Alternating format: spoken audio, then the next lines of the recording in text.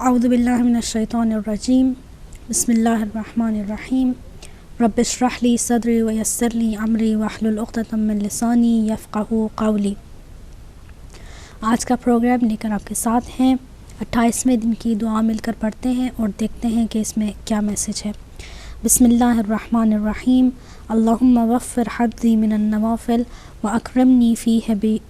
بإحضار المسائل وقرب فیہ وسیلتی الیک من بین الوسائل یا من لا یشغلہ الحاح الملحین۔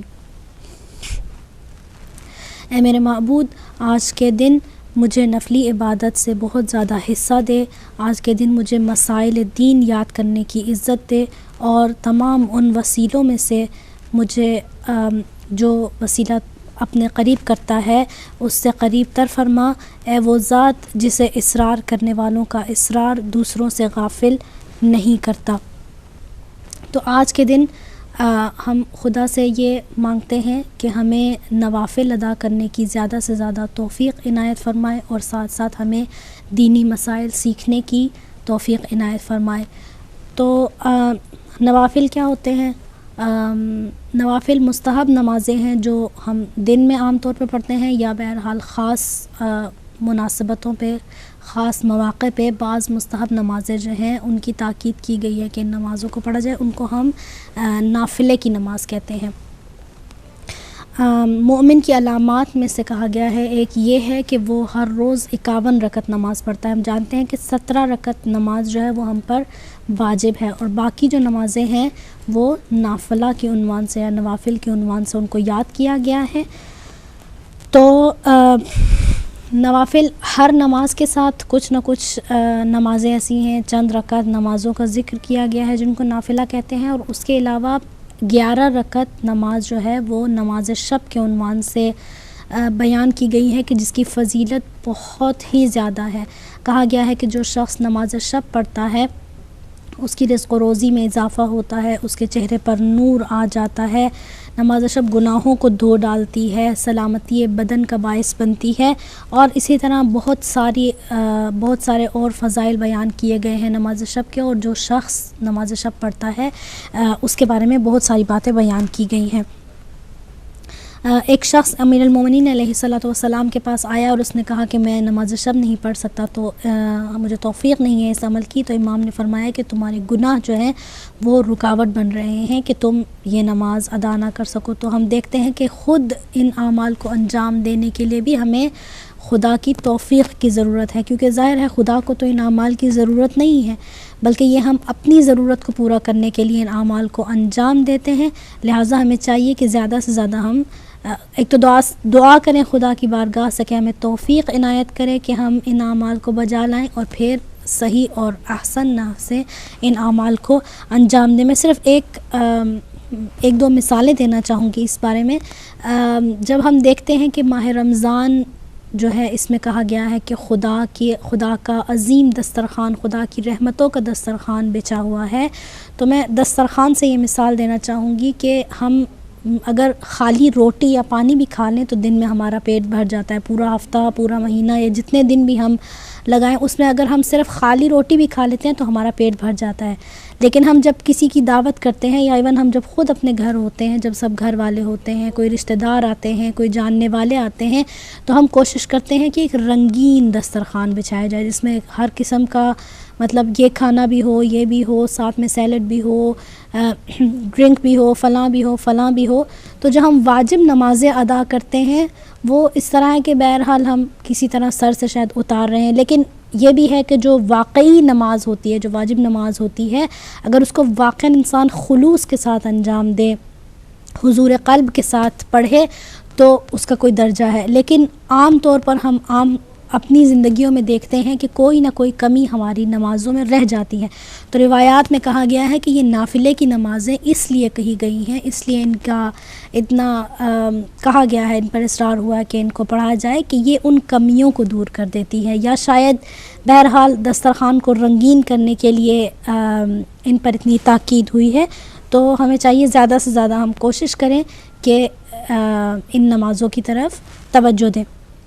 دوسرا مسئلہ کہ جس کی ہم دعا کرتے ہیں خدا کے حضور، یہ کہ ہمیں اپنے دینی مسائل سیکھنے کی توفیق عنایت فرمائے۔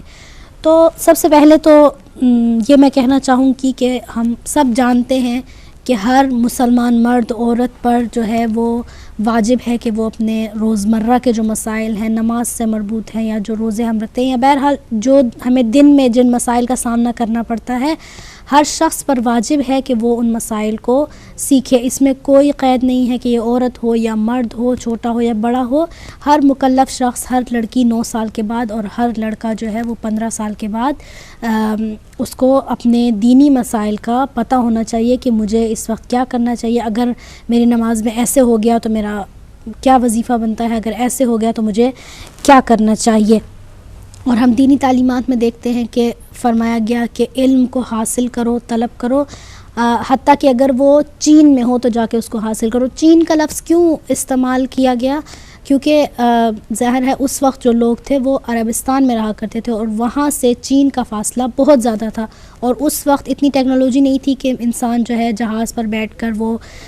چلا جائے دوسرے ملک، بہت سخت تھا سفر کرنا۔ لیکن کہا گیا کہ جتنی بھی سختیاں ہیں ان سختیوں کو جھیلو اور علم کو حاصل کرو۔ علم کی کتنی قدردانی کی گئی ہے ہمارے روایات میں یا آیات میں ہم دیکھتے ہیں، اور بعض اوقات ہم علم دین کو علم نہیں سمجھتے بلکہ اس کو کوئی چھوٹی موٹی چیز سمجھتے ہیں کہ ہاں بھائی ایسے ویسے جو لوگ ہوتے ہیں جو دنیاوی تعلیم حاصل نہیں کر سکتے وہ جا کے دینی تعلیم پڑھتے ہیں، بلکہ ایسا نہیں ہوتا۔ اور اس کی اہمیت جتنی ہمیں ملتی ہے کہ دین کی تعلیم حاصل کرنی چاہیے، ہم دیکھتے ہیں کہ ہر جگہ پہ ہر مرحلے پہ دین کی کوئی نہ کوئی تعلیمات ہمارے لیے ہیں اگر ہم صحیح طرح سے ان کا مطالعہ کریں۔ اور آج کل کے زمانے میں میرا خیال ہے کہ دینی تعلیم حاصل کرنا اتنا مشکل نہیں ہے۔ بڑی بڑی یونیورسٹیز ہیں، نجف میں ہے، آپ قم میں دیکھ لیں یا اور جگہوں پہ بہت ساری کنٹریز میں یونیورسٹیز یا مدرسے بنائے گئے ہیں جس میں آپ دینی تعلیم حاصل کر سکتے ہیں۔ اس کے علاوہ انٹرنیٹ پر اگر آپ چاہیں تو کافی ساری تعلیمات حاصل کی جا سکتی ہیں، لہٰذا کوئی بہانہ نہیں بچتا آج کل کے زمانے میں۔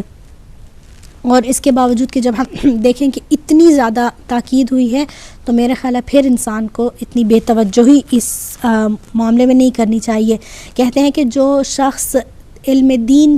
کو حاصل کرنے کے لیے گھر سے نکلتا ہے تو فرشتے اس کے پیروں کے نیچے اپنے پر بچھا دیتے ہیں،